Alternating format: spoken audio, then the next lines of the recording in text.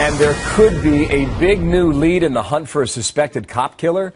Police say they have found the rifle used by Eric Freen, the man accused of ambushing a Pennsylvania state trooper.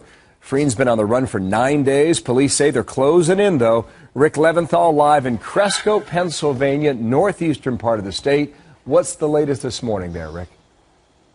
Bill, a lot of activity in this area behind me, just a couple of miles from the home where Eric Freen lived with his parents. There are hundreds of law enforcement officers on that hill in the woods and a state police helicopter overhead on this 10th day of the search for this suspected cop killer who authorities say hid in the woods outside of state police barracks and shot 2 Pennsylvania state troopers before disappearing into the Pocono Mountains. Over the weekend, authorities in the woods found an AK-47 assault rifle and ammunition that they say Freen left behind, along with other items in the woods that may belong to this self-taught survivalist. They're focusing on a border area between Pike and Monroe counties. It's thick woods and rugged terrain that Freen knows well, since this is where he grew up and where he honed his survival skills. I believe we are closing in on him. Up until now, his advantage has been that this is his backyard, and he knows this rugged terrain.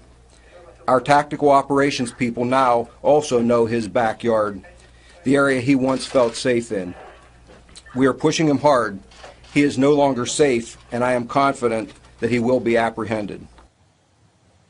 And police say they think he may have been planning the shooting and his escape for months, if not years, Bill. Must be a scary time for people living there. What did they do with some schools in the district so far today, Rick?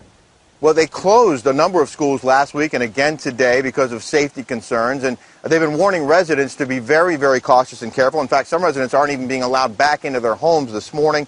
They're telling people to keep their doors and windows locked, to keep outside lights on at night, to check sheds and garage doors to see if they've been opened. They also say they've gotten hundreds of calls from the public, including several possible sightings, but none of them confirmed. And really no one knows how much longer this is going to go on. They don't know how long it'll take before Freen is found. They do tell us that he shaved the sides of his head before the shooting as part of his mental preparation.